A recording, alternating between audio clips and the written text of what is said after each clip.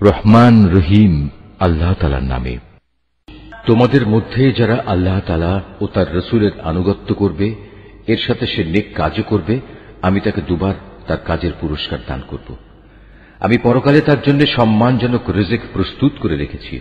হে নবী পত্নীরা, তোমরা অন্য নারীদের মতো সাধারণ নারী নও। যদি তোমরা সত্যি আল্লাহ তাআলাকে ভয় করো, তাহলে অন্য পুরুষদের সাথে কথা বলার সময় কোমলতা অবলম্বন করো না। যদি এমন করো, তাহলে যার অন্তরে কোনো ব্যাধি আছে সে তোমার ব্যাপারে প্রলুব্ধ হয়ে পড়বে। তবে তোমরা সর্বদাই নিয়ম মাফিক কথাবার্তা বলবে। তোমরা ঘরে অবস্থান করবে। পূর্বেকার জাহিলিয়াতের জামানার মতো নিজেদের প্রদর্শনী করে বেড়াবে না। তোমরা নামাজ কায়েম করবে, যাকাত আদায় করবে, আল্লাহ তাআলা ও তার রাসূলের আনুগত্য করবে। হে নবী পরিবার, আল্লাহ তাআলা মূলত এসব কিছুর মাধ্যমে তোমাদের মাঝ থেকে সব ধরনের অপবিত্রতা দূর করে তোমাদের পাক সাফ করে দিতে চান।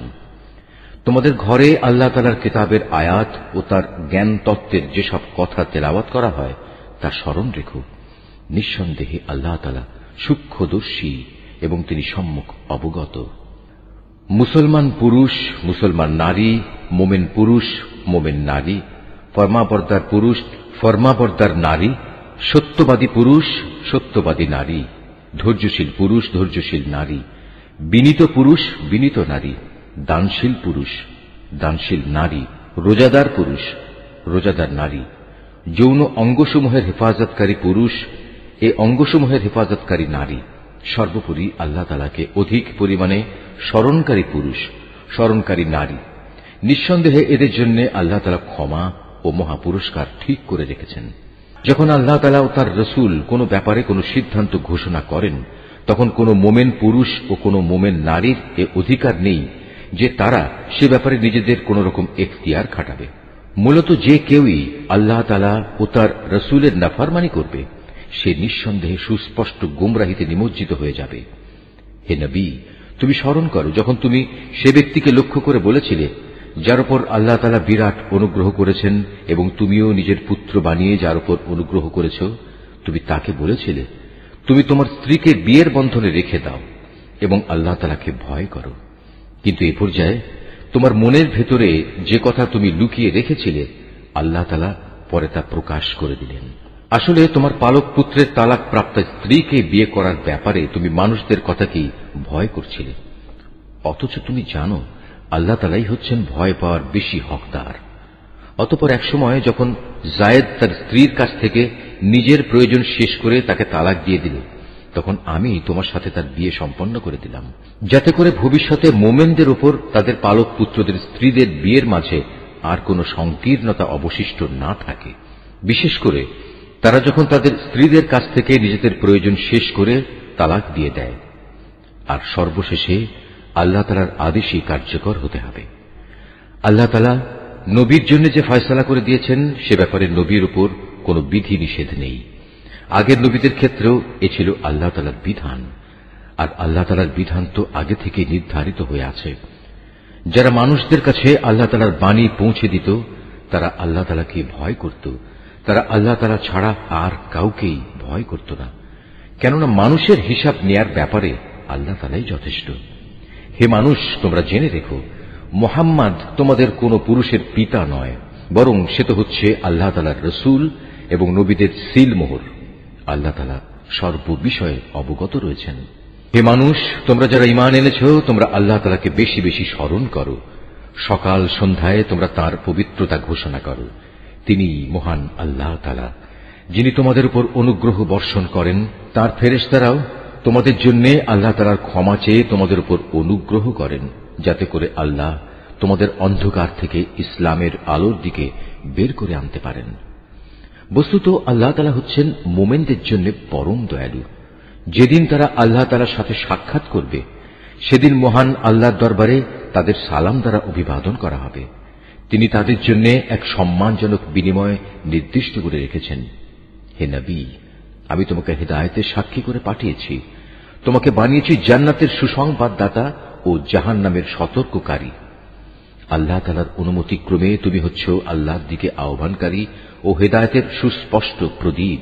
অতএব তুমি মুমিনদের সুসংবাদ দাও যে তাদের জন্য আল্লাহ তাআলার পক্ষ থেকে এক মহা অনুগ্রহ রয়েছে।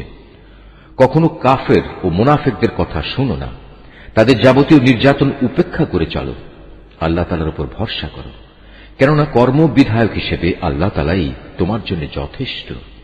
হে মোমেনরা, যখন তোমরা মোমেন রমণীদের বিয়ে করো অতঃপর কোন রকম স্পর্শ করার আগেই তাদের তালাক দাও, তাহলে এমতাবস্থায় তাদের উপর কোন ইদ্দত বাধ্যতামূলক নয় যে তোমরা তা গুনতে শুরু করবে। তবু তোমরা তাদের কিছু দিয়ে দেবে এবং সৌজন্যের সাথেই তাদের বিদায় করে দেবে। হে নবী, আমি তোমার জন্য সেসব স্ত্রীদের হালাল করেছি যাদের তুমি যথার্থ মোহর আদায় করে দিয়েছ। সেসব মহিলাও তোমার জন্য আমি হালাল করেছি যারা তোমার অধিকারভুক্ত, যাদের আল্লাহ তাআলা তোমাকে দান করেছেন। তোমার চাচাতো বোন, ফুফাতো বোন, মামাতো বোন, খালাতো বোন যারা তোমার সাথে হিজরত করেছে। তাছাড়া রয়েছে সে মোমেন নারী যে কোনো কিছু ছাড়াই নিজেকে নবীর জন্য নিবেদন করবে এবং নবী চাইলে তাকে বিয়ে করবে। এ বিশেষ অনুমতি শুধু তোমার জন্য, অন্য মোমেনদের জন্য নয়। সাধারণ মোমেনদের স্ত্রী ও অধিকারভুক্ত দাসীদের ব্যাপারে আমি তাদের উপর যে বিধি বিধান নির্ধারণ করেছি তা অবশ্য আমি ভালো করেই জানি। তোমার ব্যাপারে এ সুবিধা আমি এজন্যই দিয়েছি যেন তোমার উপর কোনো ধরনের সংকীর্ণতা না থাকে। আল্লাহ তাআলা ক্ষমাশীল ও পরম দয়ালু। তোমার জন্য আরেকটি অতিরিক্ত সুবিধা এই যে তুমি ইচ্ছে করলে তাদের মধ্যে থেকে কাউকে নিজের কাছ থেকে দূরে রাখতে পারো, আবার যাকে ইচ্ছা তাকে নিজের কাছেও রাখতে পারো। যাকে তুমি দূরে রেখেছ তাকে যদি পুনরায় তুমি নিজের কাছে রাখতে চাও তাতেও তোমার কোনো গুনাহ নেই।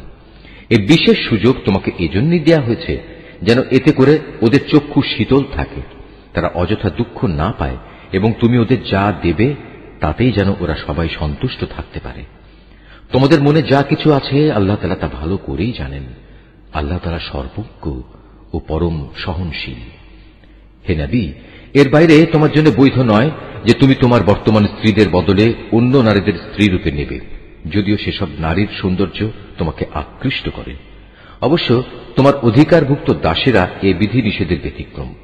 স্মরণ রাখবে, আল্লাহ তাআলা সব কিছুর উপর তীক্ষ্ণ দৃষ্টি রাখেন। হে মানুষ, তোমরা যারা ঈমান এনেছ, তোমরা নবীর ঘরে প্রবেশ করো না। অবশ্য যখন তোমাদের খাওয়ার জন্য আসার অনুমতি দেয়া হয় তাহলে সে অবস্থায় এমন সময় পর্যন্ত অপেক্ষা করে প্রবেশ করো যাতে তোমাদের খাওয়ার জন্য অপেক্ষা করতে না হয়। কিন্তু কখনো যদি তোমাদের ডাকা হয় তাহলে সময় মতোই প্রবেশ করো। অতঃপর যখন খাবার গ্রহণ শেষ করে ফেলবে তখন সাথে সাথে সেখান থেকে চলে যেও এবং সেখানে কোনো অর্থহীন কথাবার্তায় নিমগ্ন হয়েও না। তোমাদের এই বিষয়টি নবীকে কষ্ট দেয়। সে তোমাদের এই কথা বলতে লজ্জাবোধ করে, কিন্তু আল্লাহ তাআলা সত্য বলতে মোটেই লজ্জাবোধ করেন না। হ্যাঁ, তোমাদের যদি নবী পত্নীদের কাছ থেকে কিছু চাইতে হয় তাহলে পর্দার আড়াল থেকে চেয়ে নিও। এটা তোমাদের ও তাদের অন্তরকে পাক সাফ রাখার জন্য অধিকতর উপযোগী। তোমাদের কারো জন্যই এটা বৈধ নয় যে তোমরা আল্লাহর রসুলকে কষ্ট দিবে, না এটা তোমাদের জন্য বৈধ যে তোমরা তার পরে কখনো তার স্ত্রীদের বিয়ে করবে। এটা আল্লাহ তাআলার কাছে এক বড় অপরাধের ব্যাপার। তোমরা কোনো জিনিস প্রকাশ করো কিংবা তা গোপন করো, আল্লাহ তাআলা তা সবই জানেন, কেননা তিনি সর্বজ্ঞ। যারা নবী পত্নী তাদের উপর তাদের পিতা, ছেলে, ভাইদের ছেলে, বোনদের ছেলে সব সময়ে আসা যাওয়া করা মহিলা এবং নিজেদের অধিকারভুক্ত দাসীদের সামনে আসা ও তাদের কাছ থেকে পর্দা না করার ব্যাপারে কোনো অপরাধ নেই। হে নবী পত্নীরা, তোমরা আল্লাহ তাআলাকে ভয় করো। অবশ্যই আল্লাহ তাআলা সব কিছু প্রত্যক্ষ করেন। নিঃসন্দেহে আল্লাহ তাআলা ও তার ফেরেশতারা নবীর উপর দরুদ পাঠান। অতএব হে ঈমানদার ব্যক্তিরা, তোমরাও নবীর উপর দরুদ পাঠাতে থাকো এবং তাকে উত্তম অভিবাদন পেশ করো। যারা আল্লাহ তাআলা ও তার রসুলকে কষ্ট দেয় তাদের উপর দুনিয়া আখিরাত উভয় জায়গায় আল্লাহ তাআলা অভিশাপ বর্ষণ করেন।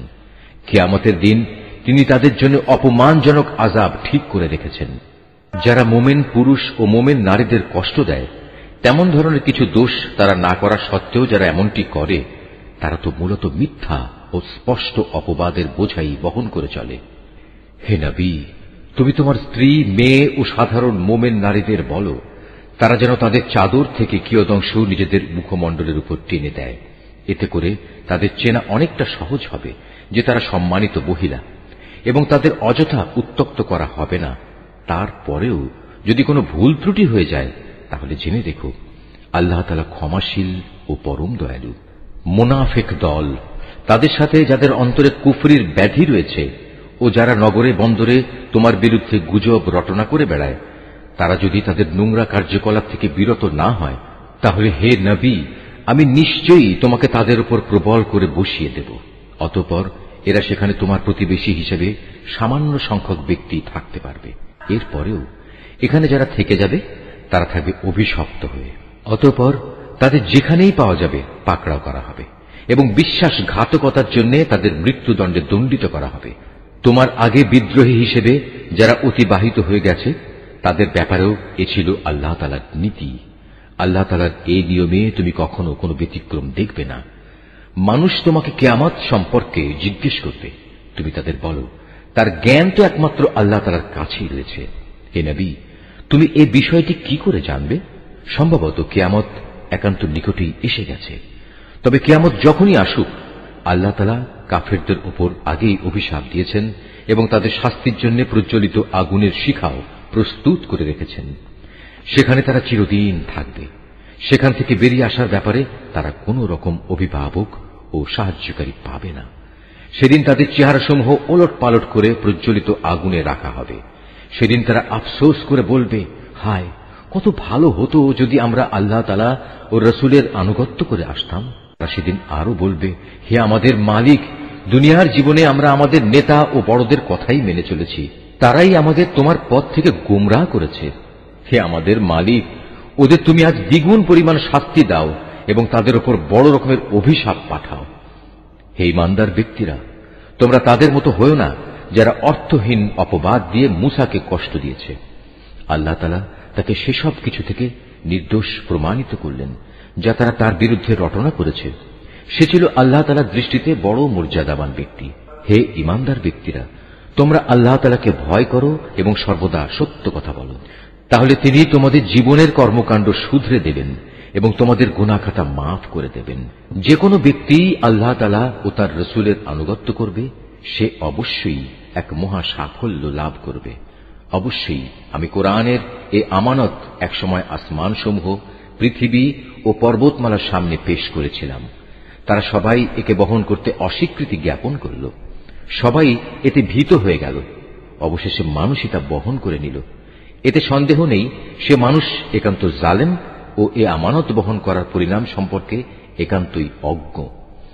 আল্লাহ তাআলা মুনাফিক পুরুষ, মুনাফিক নারী, মুশরিক পুরুষ, মুশরিক নারীদের এই আমানতের দায়িত্বে অবহেলার জন্য কঠোর শাস্তি দেবেন এবং মোমেন পুরুষ ও মোমেন নারীদের উপর আমানতের দায়িত্ব পালনে ভুল ত্রুটির জন্য ক্ষমা পরবশ হবেন।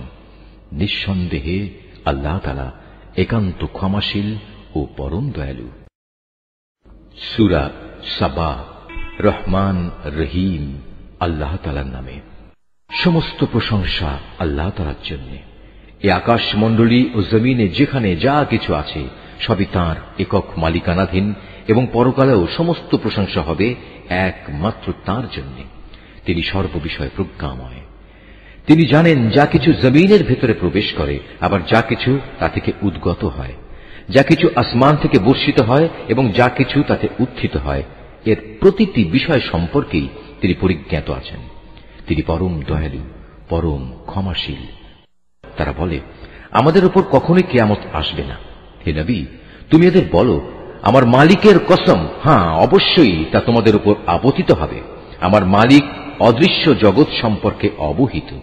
এই আকাশমণ্ডলী ও জমিনের অণু পরমাণু তার চাইতেও ক্ষুদ্র কিংবা বড়, এর কোনো কিছুই তার জ্ঞান সীমার অগোচরে নয়। তবে তা সুস্পষ্ট গ্রন্থে লিপিবদ্ধ রয়েছে, যেন এর ভিত্তিতে তিনি তাদের পুরস্কার দিতে পারেন যারা ঈমান এনেছে এবং নেক কাজ করেছে। বস্তুত তারাই হচ্ছে সেই সৌভাগ্যবান মানুষ যাদের জন্য আল্লাহ তাআলার প্রশস্ত ক্ষমা ও সম্মানজনক জীবিকা রয়েছে।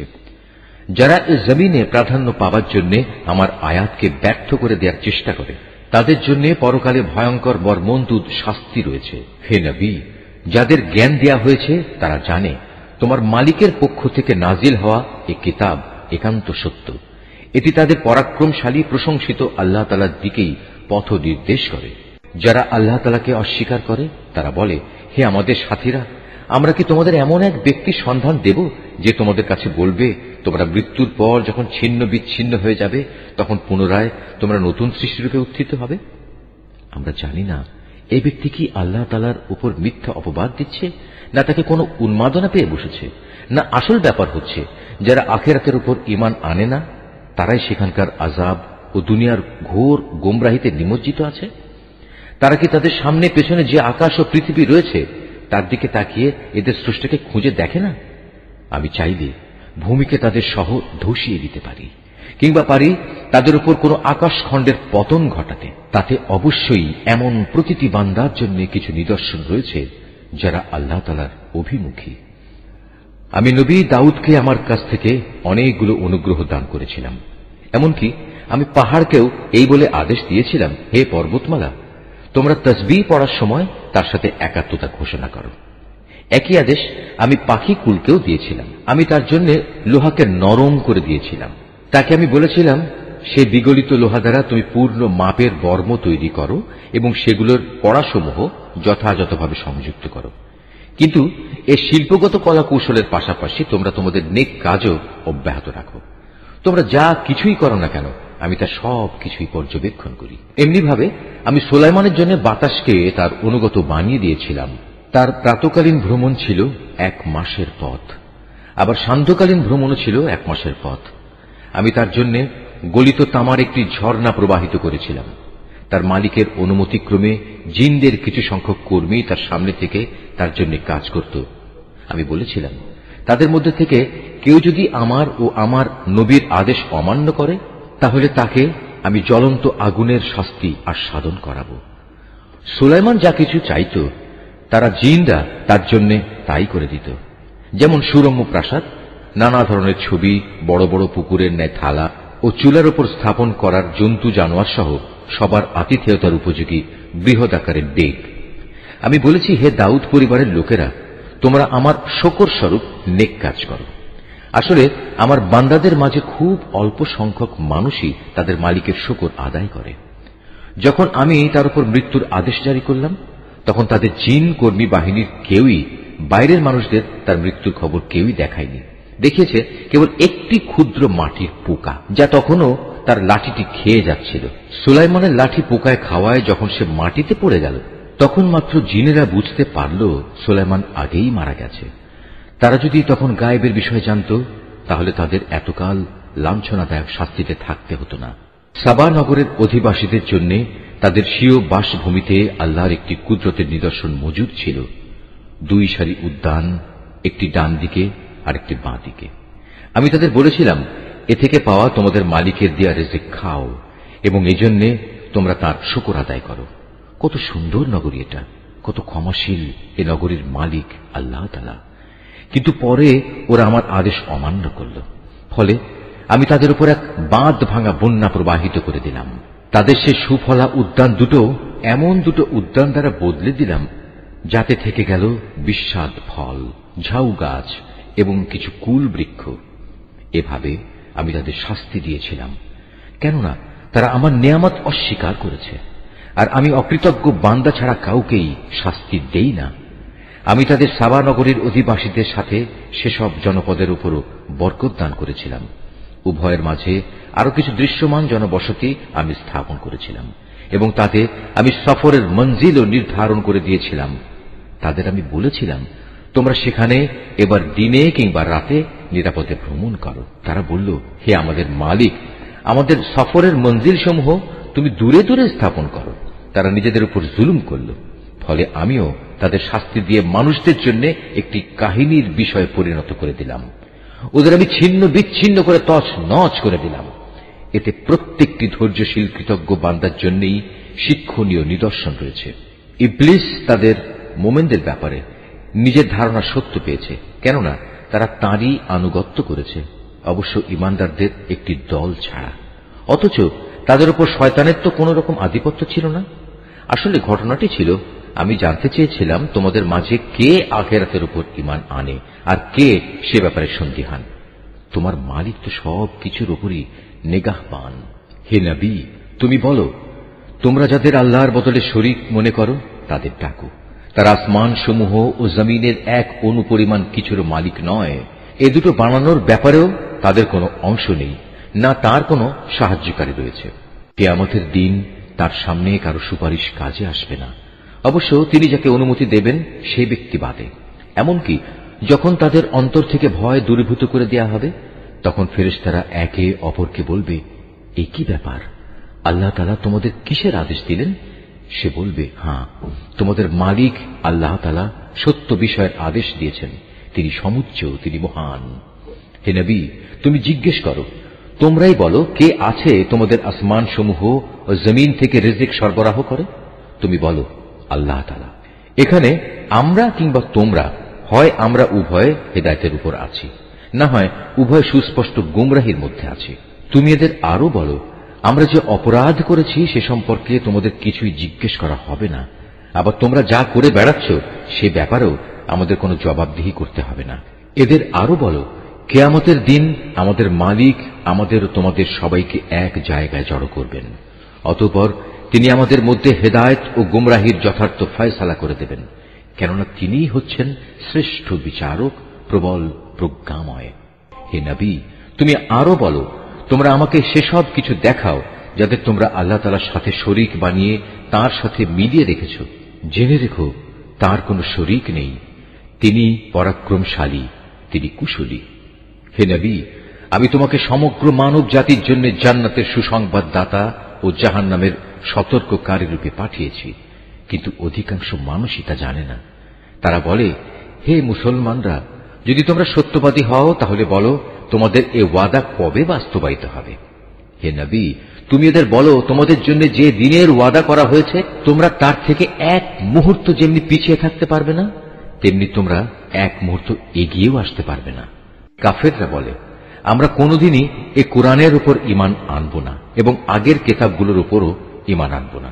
হে নবী, সেই ভয়াবহ দৃশ্য যদি তুমি দেখতে পেতে, যখন জালেমদের তাদের মালিকের সামনে দাঁড় করানো হবে, তখন তারা একজন আরেকজনের উপর কথা চাপাতে থাকবে। যাদের পদানত করে রাখা হয়েছিল তারা এ প্রাধান্য বিস্তারকারীদের বলবে, যদি তোমরা সেদিন না থাকতে তাহলে অবশ্যই আমরা মোমেন থাকতাম।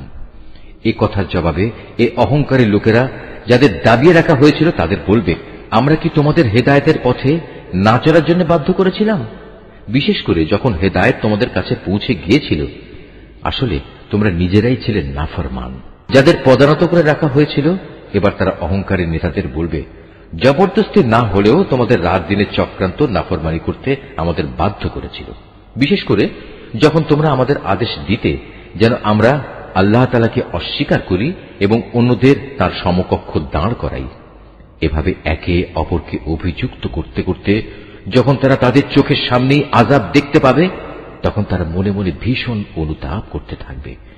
সেদিন যারা অস্বীকার করেছে আমি তাদের গলদেশে শেকল পরিয়ে দেব। তুমিই বলো, স্বীয়কৃত কর্মের জন্য এদের এর চাইতে ভালো কোনো বিনিময় কি দেওয়া যেত? কখনো এমন হয়নি। আমি কোন জনপদে জাহান্নামের সতর্ককারী রূপে কোন নবী পাঠিয়েছি, অথচ তাদের বিত্তশালী লোকেরা একথা বলেনি, তোমাদের যে পয়গাম দিয়ে পাঠানো হয়েছে আমরা তা অস্বীকার করি। তারা আরো বলেছে, আমরা এ দুনিয়ায় ধনে জনে তোমাদের চাইতে সমৃদ্ধশালী এবং পরকালে আমাদের কখনই আযাব দেয়া হবে না।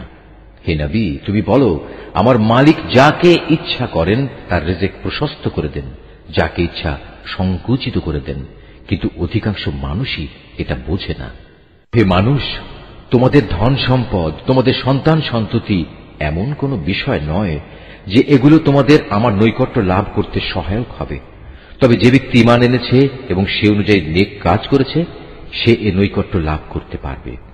এ ধরনের লোকদের জন্যই কিয়ামতে দ্বিগুণ পুরস্কারের ব্যবস্থা রয়েছে। তারা জান্নাতের সুরম্য বালাখানায় নিরাপদে অবস্থান করবে, কেননা তারা নেক আমল করেছে।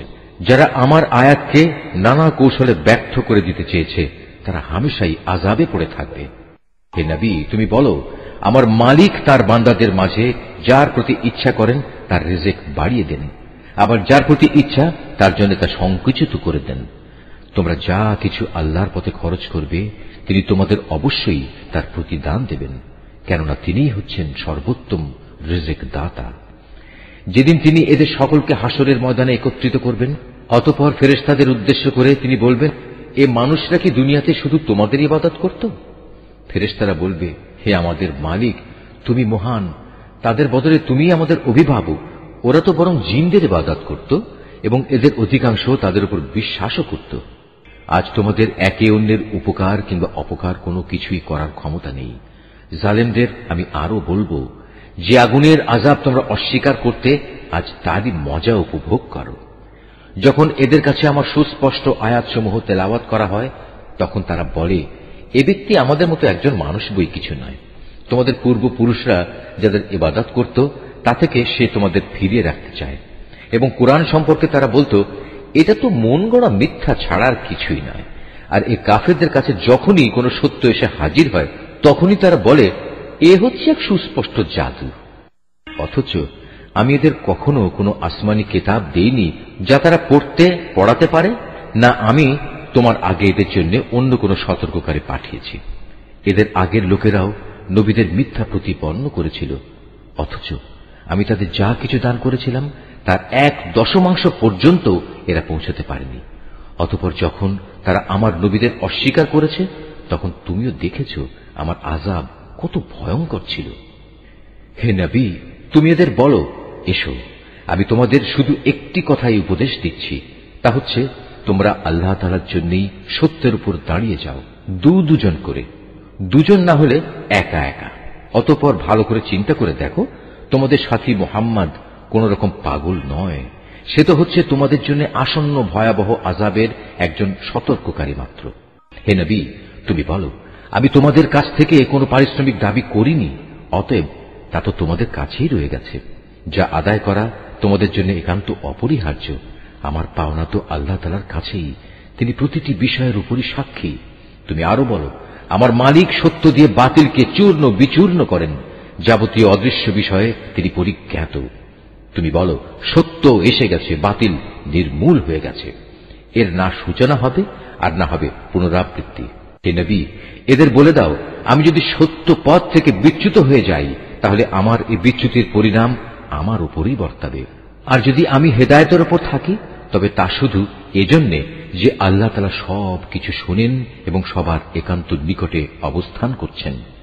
হে নবী, যদি তুমি সেদিনটি দেখতে পেতে যখন এরা ভীত বিহ্বল হয়ে ঘুরতে থাকবে এবং তাদের জন্য পালানোর পথ থাকবে না এবং একান্ত নিকট থেকে তাদের পাকড়াও করা হবে, এ সময় তারা বলতে থাকবে, হ্যাঁ, আমরা তার উপর ঈমান আনলাম, কিন্তু এখন এত দূর থেকে ঈমানের নাগাল তারা কিভাবে পাবে?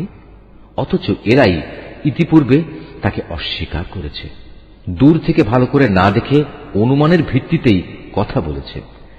আজ তাদের মাঝে ও জান্নাত সম্পর্কিত তাদের কামনা বাসনার মাঝে একটি অপ্রতিরোধ্য দেয়াল দাঁড় করিয়ে দেয়া হবে, যেমনি করা হয়েছিল তাদের পূর্ববর্তী মুশরিক সাথীদের বেলায়।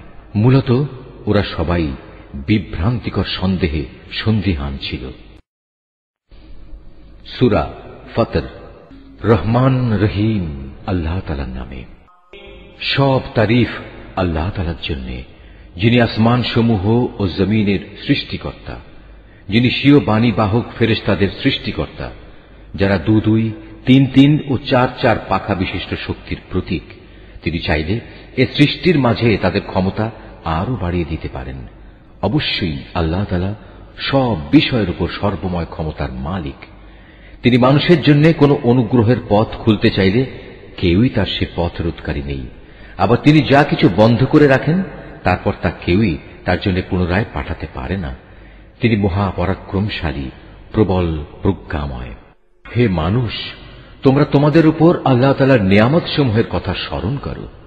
আল্লাহ তাআলা ছাড়া কি তোমাদের আর কোন স্রষ্টা আছে যে তোমাদের আসমান ও জমিন থেকে রিজিক সরবরাহ করে? তিনি ছাড়া তোমাদের আর কোনই মাবুদ নেই। তারপরেও তোমরা কোথায় কোথায় ঠোকর খাচ্ছ? হে নবী, যদি এরা তোমাকে মিথ্যা প্রতিপন্ন করে তাহলে উদ্বিগ্ন হয়ো না, কেননা তোমার আগেও নবীদের এভাবে মিথ্যা প্রতিপন্ন করা হয়েছিল, আর সবকিছু তো আল্লাহ তাআলার কাছেই প্রত্যাবর্তিত হবে। হে মানুষ, আখিরাত সম্পর্কিত আল্লাহ তাআলার ওয়াদা অবশ্যই সত্য। সুতরাং দুনিয়ার এ জীবন যেন তোমাদের কোনো দিনই প্রতারিত করতে না পারে।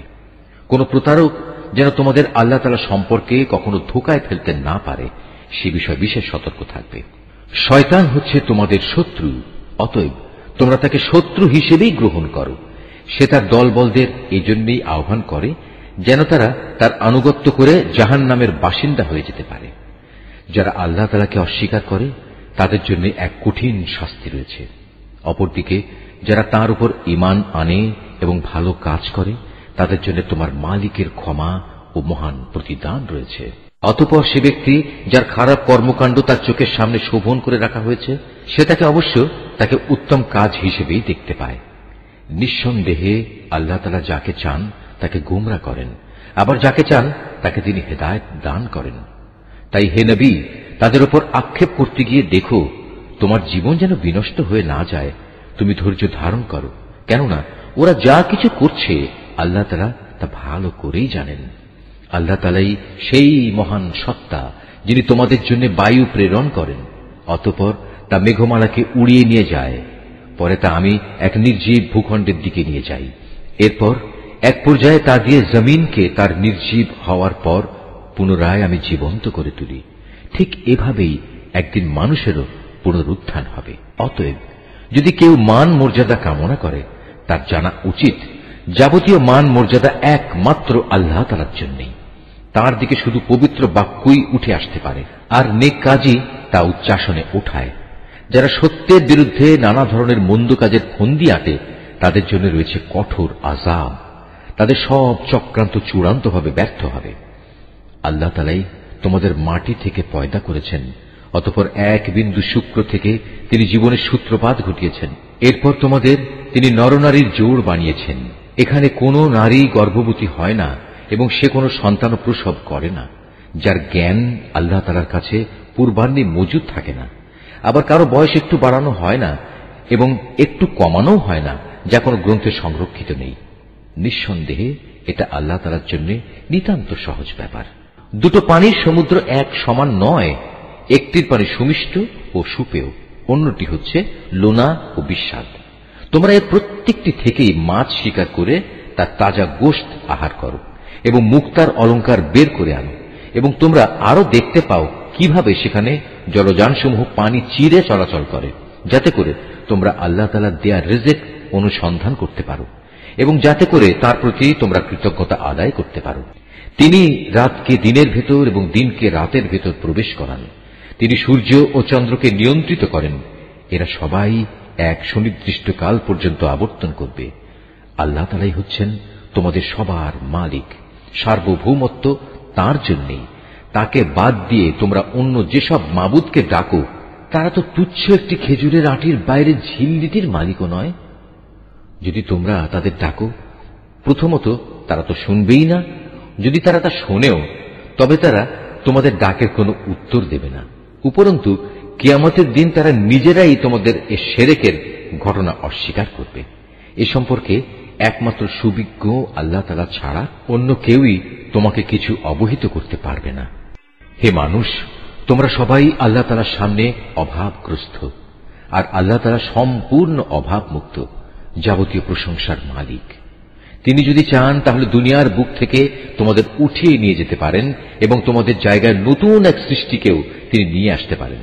আর এই কাজটি আল্লাহ তাআলার জন্য মোটেই কঠিন নয়।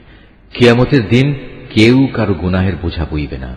কোন ব্যক্তির উপর গুনাহের বোঝা ভারী হলে সে যদি অন্য কাউকে তা বইবার জন্য ডাকে তাহলে তার কাছ থেকে বিন্দু মাত্র তা সরানো হবে না। যাকে সে ডাকলো সে তার আত্মীয় হলেও নয়। হে নবী, তুমি তো কেবল সেই লোকদেরই জাহান্নাম থেকে সাবধান করতে পারো যারা না দেখেই তাদের মালিককে ভয় করে, উপরন্তু যারা নামাজ প্রতিষ্ঠা করে। কেউ নিজের পরিশুদ্ধি সাধন করতে চাইলে সেটা করবে সম্পূর্ণ তার নিজস্ব কল্যাণের জন্য। চূড়ান্ত প্রত্যাবর্তন তো আল্লাহ তাআলার দিকেই হবে। একজন চক্ষুষ্মান ব্যক্তি ও একজন অন্ধ ব্যক্তি কখনো সমান হতে পারে না, না কখনো আধার ও আলো সমান হতে পারে। ছায়া এবং রোদও তো সমান নয়। একইভাবে একজন জীবিত মানুষ এবং একজন মৃত মানুষও সমান নয়। আল্লাহ তাআলা যাকে ইচ্ছা তাকে ভালো কথা শোনান।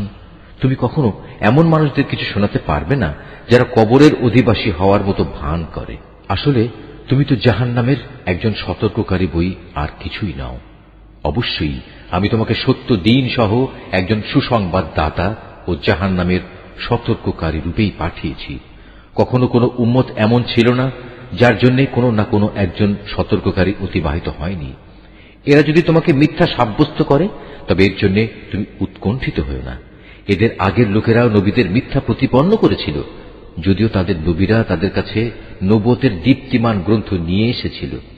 অতঃপর যারা নবীদের অস্বীকার করেছে আমি তাদের কঠোরভাবে পাকড়াও করেছি।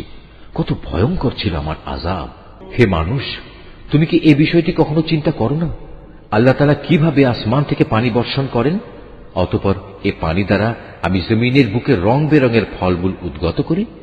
এখানে পাহাড় সমূহও রয়েছে নানা রঙের, কোনটা সাদা আবার কোনটা লাল। এর রঙও আবার বিচিত্র রকমের, কোনটা সাদাও নয় লালও নয়, বরং নিকষ কালো। একইভাবে মানুষ, জমিনের উপর বিচরণশীল জীবজন্তু এবং পশু সমূহও রয়েছে নানা রঙের। আল্লাহ তাআলাকে তার বান্দাদের মাঝে সেসব লোকেরাই বেশি ভয় করে যারা এ সৃষ্টি নৈপুণ্য সম্পর্কে ভালো করে জানে। আল্লাহ তাআলা মহাপরাক্রমশালী, ক্ষমতাশীল। যারা আল্লাহ তাআলার কিতাব পাঠ করে, নামাজ প্রতিষ্ঠা করে, আমি তাদের যে রিজিক দিয়েছি তা থেকে যারা আমারই উদ্দেশ্যে গোপনে কিংবা প্রকাশ্যে দান করে, মূলত তারা এমন এক ব্যবসায় নিয়োজিত আছে যা কোনো দিন তাদের জন্য লোকসান বয়ে আনবে না, কেননা আল্লাহ তাআলা তাদের কাজের পুরোপুরি বিনিময় দান করবেন। নিজ অনুগ্রহে তিনি তাদের পাওনা আরো বাড়িয়ে দেবেন। অবশ্যই তিনি ক্ষমাশীল, গুণগ্রাহী। হে নবী, যে কিতাব আমি তোমার উপর ওহী করে পাঠিয়েছি তাই একমাত্র সত্য। এর আগের যেসব কিতাব রয়েছে এই কিতাব তার সমর্থনকারী। অবশ্যই আল্লাহ তাআলা তার বান্দাদের ভালো করেই জানেন এবং তাদের ভালো করেই তিনি দেখেন। অতঃপর আমি আমার বান্দাদের মাঝে তাদের সে কিতাবের উত্তরাধিকারী বানিয়েছি। আমি যাদের এই কাজের জন্য বাছাই করে নিয়েছি, তারপর তাদের কিছু লোক নিজেই নিজের উপর জালেম হয়ে বসল। তাদের মধ্যে কিছু মধ্যমপন্থীও ছিল, তাদের মাঝে আবার এমন কিছু লোক ছিল যারা আল্লাহর মেহেরবানিতে নেক কাজে ছিল অগ্রগামী। আসলে এটাই হচ্ছে আল্লাহর সবচেয়ে বড় অনুগ্রহ। সেদিন তারা এক চিরস্থায়ী জান্নাতে প্রবেশ করবে, যেখানে তাদের সোনায় বাঁধানো ও মুক্তা খচিত কাঁকন পরানো হবে। সেখানে তাদের পোশাক হবে রেশমের। সেদিন তারা বলবে, আল্লাহর শুকর, তিনি আমাদের কাছ থেকে যাবতীয় দুঃখ কষ্ট দূরীভূত করে দিয়েছেন। অবশ্যই আমাদের মালিক ক্ষমাশীল, গুণগ্রাহী, যিনি তার একান্ত অনুগ্রহ দিয়ে আমাদের এত সুন্দর নিবাসের ব্যবস্থা করে দিয়েছেন, যেখানে আমাদের কোন রকম কষ্ট স্পর্শ করবে না আমাদের কোন রকম ক্লান্তি ও অবসাদ। অপরদিকে যারা দুনিয়ায় আল্লাহ তাআলাকে অস্বীকার করেছে তাদের জন্য রয়েছে জাহান্নামের আগুন। তখন তারা মরে যাবে, তাদের প্রতি এমন আদেশও কার্যকর হবে না। তাছাড়া তাদের আযাবও কোন রকম লঘু করা হবে না। আমি প্রতিটি অকৃতজ্ঞ ব্যক্তিকে এভাবেই শাস্তি দিয়ে থাকি। আযাবের কষ্টে তারা সেখানে আর্তনাদ করে বলবে, হে আমাদের মালিক, তুমি আজ আমাদের এই আযাব থেকে বের করে দাও। আমরা ভালো কাজ করব, আগে যা কিছু করতাম তা আর করব না। আল্লাহ তাআলা বলবেন, আমি কি তোমাদের দুনিয়ায় এক দীর্ঘ জীবন দান করিনি? সাবধান হতে চাইলে কেউ কি সাবধান হতে পারত না? তাছাড়া তোমাদের কাছে তো সতর্ককারী নবীও এসেছিল। সুতরাং এখন তোমরা আযাবের মজা উপভোগ করো। মূলত জালেমদের সেখানে কোনই সাহায্যকারী নেই। নিঃসন্দেহে আল্লাহ তাআলা আসমানসমূহ ও জমিনের যাবতীয় দেখা অদেখা বিষয় সম্পর্কে সম্যক অবগত রয়েছেন। এমনকি মানুষের মনের ভেতরে যা কিছু লুকিয়ে আছে সে সম্পর্কেও তিনি ভালো করে জানেন। তিনি এ জমিনে তোমাদের তার প্রতিনিধি বানিয়েছেন। এখন যে কোনো ব্যক্তি কুফরি করবে, তার কুফরি ও কুফরির ফলাফল তার নিজের উপরই পড়বে। কাফেরদের জন্য এ কুফরি কেবল তাদের প্রতি তাদের মালিকের ক্রোধই বৃদ্ধি করে।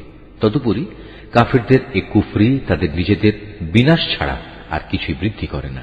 হে নবী, তুমি এদের বলো, তোমরা সেসব শরীরদের কথা ভেবে দেখেছ কি যাদের তোমরা আল্লাহর বদলে ডাকো? আমাকে দেখাও তো, তারা এ জমিনের কিছু সৃষ্টি করেছে কিনা, কিংবা আকাশমণ্ডল সৃষ্টির পরিকল্পনার মাঝে তাদের কোনো অংশ আছে কিনা?